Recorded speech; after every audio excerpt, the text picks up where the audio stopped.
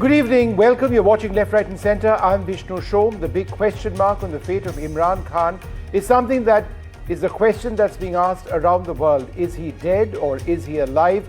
Has there been a silent coup in Pakistan with Field Marshal Munir reinforcing his strength through amendments of the constitution of the country? But it's been 27 odd days since Imran Khan has been seen by his sisters, his family. Just a few minutes back, I spoke to Imran Khan's sister, Noreen Niazi, in this exclusive interview.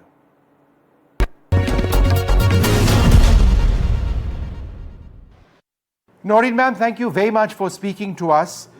It's now been, 27 odd days since you've been unable to see Imran Khan.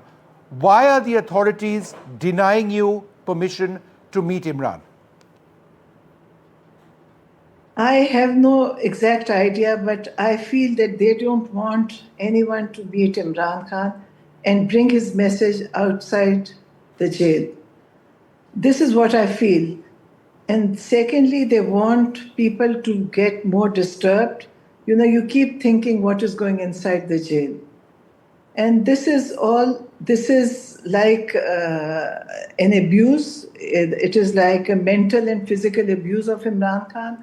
They put him in isolation, which is a crime according to jail manual. They can't put any prisoner more than 4 days in isolation. But they have kept him, last year they kept him for 3 weeks. Again, he's in isolation for, I think, almost a month. Ma'am, there were concerns about his well-being. There were all sorts of rumors on the internet. Do you believe that he is physically all right? I think he should be physically all right. I think they should not even dare to physically harm Imran Khan, because that is a red line. I think if they do that, it will have, I think the country will be in chaos, because all the country is behind, the public is behind Imran Khan, and they are all waiting to see him. So they dare not do anything to him. They can't. Ma'am, you are convinced that he is all right, because that's the bottom line. There have been all these rumors. I know that the authorities have said that he is. Do you believe them? I think they cannot go to that extent. These rumors are just to make disturb the public and his supporters. And they maybe, I don't know why have they done it, I have no idea. But they should not even think of harming him physically. He's 100% healthy person. He has no medical issue. And I think they should not even think of doing anything to him. Noreen ma'am, this comes at a time when people say there's a silent coup in Pakistan, because with the 27th Amendment of the Constitution, General Asif Munir, he has unlimited, nobody can touch him for life. The legal system doesn't impact him. There is no accountability. Do you believe that this has been timed at a stage when there are so many who say that there needs to be justice for Imran? There need to be, the justice for Imran is, everybody's out for that. And, unlimited power, we don't believe in it. The ultimate power in our religion is with God, Allah Ta'ala. So he thinks he's all powerful, but he's still not. Because in our religion, there is nobody powerful than the God. So inshallah, I think with Imran Khan, there's all support for him, and I don't think they can even touch him, and they should not dare touch him, because then there will be no powerful man left. Ma'am, do you believe that you need to strike a deal with the government? Are you willing to do that to get Imran out?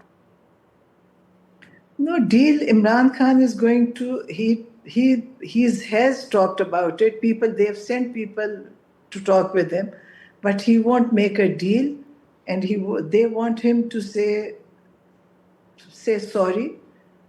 For what sorry? What they have done, they want him to say that the 9 May false flag was done by Imran Khan, which was not.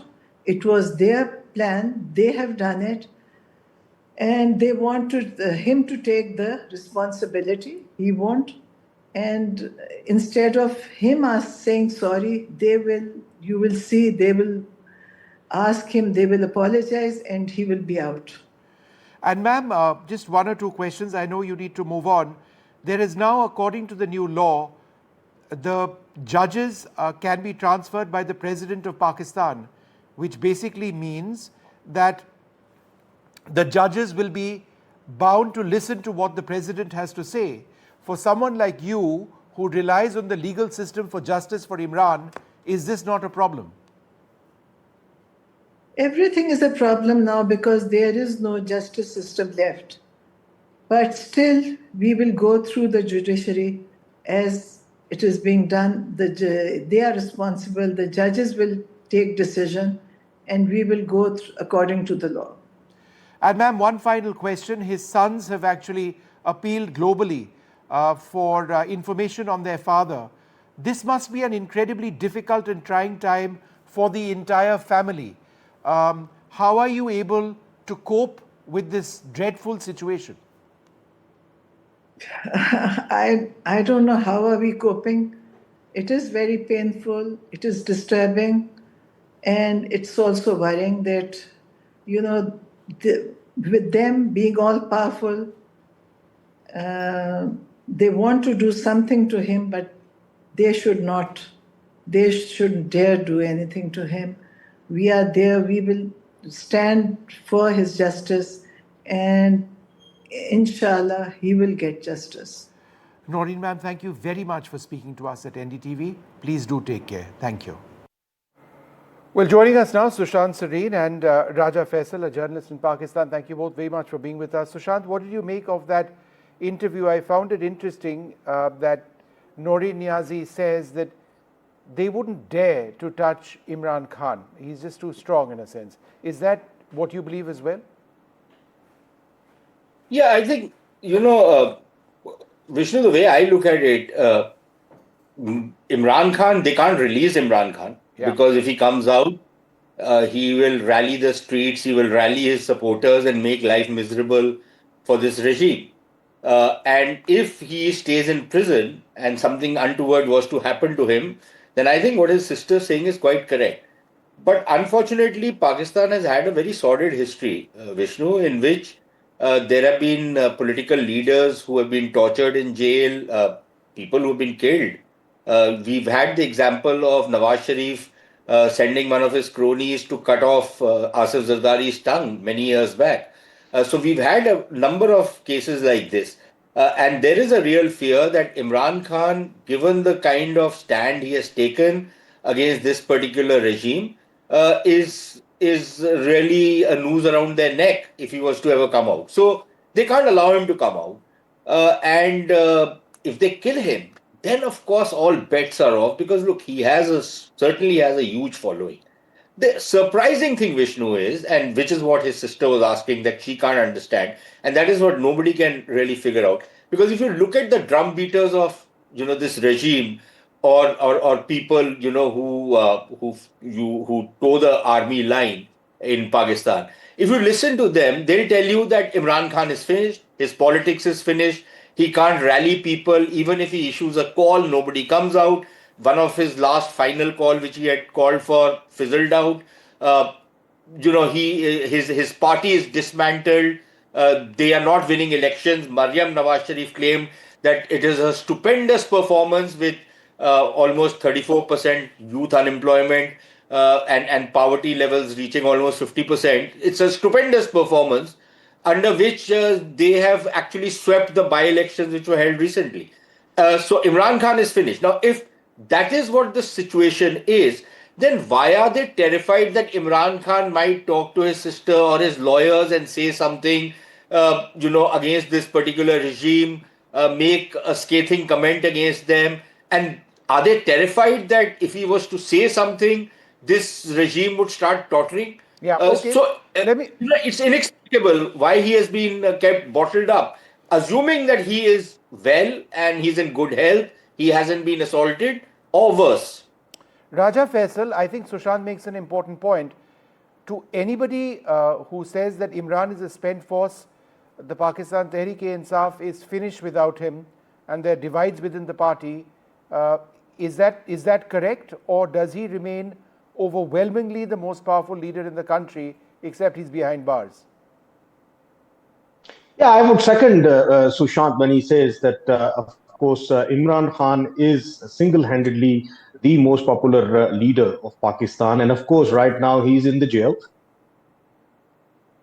And we have seen that Pakistan has a history of whenever there is somebody in the opposition party, they do go through this kind of treatment. But this time around, it's quite different. Reason being, if we take the example of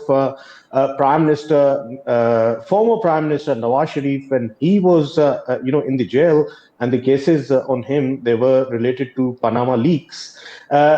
We remember that even I was one of them who actually advocated that he should be let go. Reason being, his health conditions were very bad at that time. So during Imran Khan's government, he was let go, and that's why we saw him, of course, in London. He was treated there for his health conditions. And same goes out for People's Party as well. We always see the pictures of Mohtarama Benazir Bhutto. Once she used to stand outside of the jails, just trying to meet her husband, and this kind of treatment has always been there. But this one is entirely different, I must say. Reason being, when we talk about Imran Khan has not lost a single iota of the publicity Right. or the populism that he enjoyed throughout his the last decade of Sure. Raja politics. Saab, just hold on for 1 People are second. still intact with him. Right. I just want to keep the strike rotating. Dr. Syed Elahi, a political analyst, former MP and Health Minister of Pakistan, with us as well. Dr. Elahi, good evening. Thank you for being with us. Has Pakistan just witnessed a silent coup with the 27th Amendment having been pushed through by General Munir? The fact that he is not accountable to any judges, neither is President Zardari, that in fact Zardari is allowed to shuffle judges who he doesn't like. Does that essentially mean that there is no way in which Munir or Zardari can be prosecuted in Pakistan or action can be taken against them? Thank you very much for inviting me. I think the amendment has been passed in the Parliament of Pakistan. So the people, most of them, 2/3 majority has passed this amendment. So obviously it means the whole assembly supports this amendment. But as you said, that the accountability of president or someone else will never happen, it doesn't happen at all. Previously, General Musharraf was tried under Article 6 and was sentenced to death and then life imprisonment. So I think for time being, yes, one can get an exemption, but later on, different courts and lawyers and law takes its course, and if somebody is held accountable for some crime, he is tried. So I think this is a for time being arrangement, but in the long run, it can be effective for 2 or 3 years, maybe, or 5 years, but ultimately the courts take its law. No, but the law takes courts, sir, and people most are held respectfully, Dr. responsible Elahi, General Munir is Field Marshal for life. He's now consolidated his power by becoming Chief of Defence Forces. So he's General Field Marshal, Chief of Defence Forces, Asim Munir. I mean, he's had this amendment pushed through in a sense. You can say it's been done by Parliament. But is this not Pakistani dictatorship in a more strident form than we've seen in the history of Pakistan? I think every country has its own conditions. In Pakistan, we are facing different problems, like in TTP from Afghanistan and other uprisings, and different law and order situations. So Pakistan is not easy to rule because of its tribal background and tribal culture also. As you know that even big cities or the surroundings have a culture which is tribal. So I think to handle those situations and this culture, you need a very strong government and also the support of army and armed forces to control things like, as I told you, TTP cannot be controlled by civil administration or police. So army has to take its role in KP or Afghanistan border or Balochistan border. Syed Saab, just so one that's sec. why Sushant disagrees. Sushant, what Dr. Elahi is suggesting is that there is no space for civilians to rule Pakistan because of all the problems that he's some stated. areas, no. Vishnu, I don't know. I find it quite hilarious listening to Dr. Elahi and the defense he is giving of what is very clearly a power grab by the military. You called it a silent coup. This was a coup through parliament. You arm twisted the parliamentarians. It's a rubber stamp of a parliament. These guys were not even elected. 90% of them won through fake elections. Most of them had lost their seats. So this is the parliament that Dr. Elahi is speaking so eloquently about. And see, the Pakistanis haven't been able to decide, do they want a democracy or do they want a dictatorship? They should decide once and for all. Just let the guy in uniform run the country. What is the problem? Why do you want to keep this facade of democracy which does not exist? The courts do not exist. Yes, he's right only to the extent that tomorrow, as long as Asim Munir is in power, he's the lord and master, he's the king and emperor of Pakistan. All of these guys are going to genuflect before him. The day he's out of power, you will wait and see the kind of stuff that will come out. So you will see this in Pakistan. The moment a new army chief is made, there will be glowing accounts about his professionalism. I don't know how somebody becomes a general if he's not a professional. But in Pakistan, they'll talk about his professionalism. They'll talk about virtues that the guy himself does not know he has. The day he's out of power, they will spit on him. They will spit on his grave. This is Pakistani culture, right? Now, the point is that you love the guy in uniform so much. Just, damn it, just make him the king and emperor. Why do you go through this charade of democracy which does not exist? Secondly, on this whole Nawaz Sharif business, look, Nawaz Sharif, as it later turned out, he wasn't unwell. That all those medical reports were being churned out through the military's dirty tricks department to convince Imran Khan to let Nawaz Sharif go, because Nawaz Sharif could not take prison anymore. He'd spent about a year and a half in prison. He could not take that hardship anymore and he prefers to go into exile and live to fight another day. Imran Khan, on the other hand, people, including myself, and I must say I was proven wrong, Imran Khan was a guy everybody thought that he will not be able to stay in prison for more than a week. But here is this guy who simply refuses to bow before the dictator. And I think whether you like him or not, and I'm not a fan of Imran Khan, but I have to admire him for the kind of courage and fortitude that the guy has shown. And finally, this whole business about this culture of humiliating your opponent. Yes, Raja is right.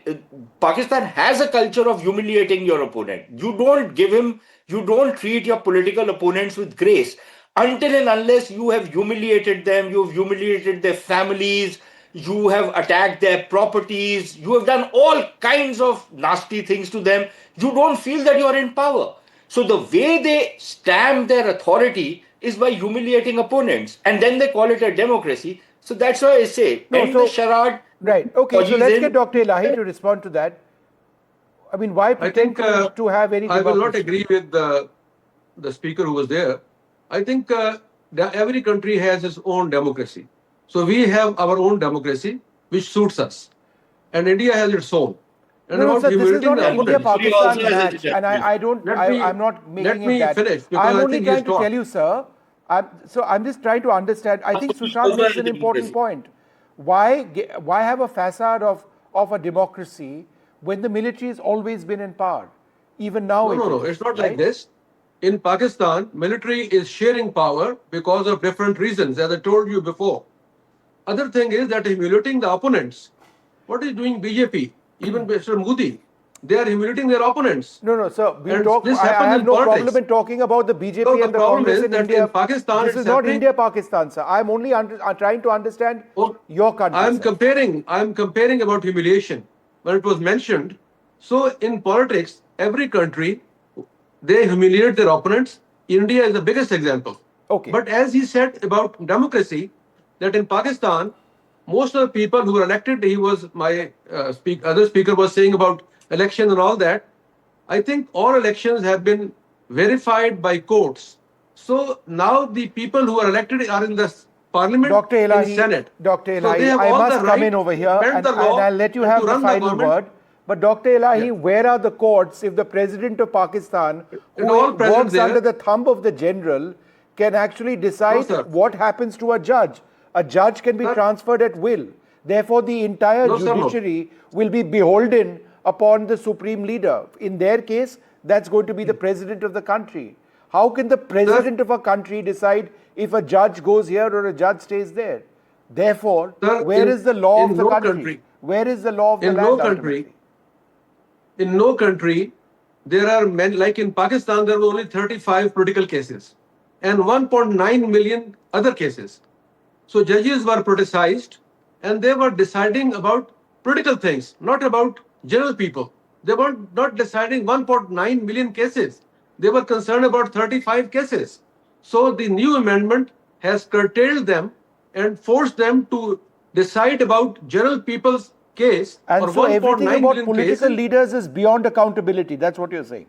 No, nobody is beyond accountability. Pakistan has the worst accountability because every politician has gone through accountability process through Sir, different accountability Field courts Marshal Munir has and even ensured that he is authorities. not accountable to any judge. Neither are your armed Who? forces chiefs and neither is President Zardari because of this constitutional amendment. How can No, political because that I leaders... told you before that they are not accountable right now. But ultimately, everybody will be accountable to the But courts. how will that happen, sir? It will happen as it happened before. How is As that? Musharraf was tried. And even before Musharraf, All right. many people were tried. Well, Dr. Elahi, we believe Yeah. in, I'm sure we all believe in democracy, and we hope that that day And we too. arises when, for various conditions, the present circumstances will change in Pakistan. Sorry, Sushant, out of time. We'll leave it over there. Let's hope Imran Khan is all right, and let's hope that democracy isn't a sham. We'll take a short break.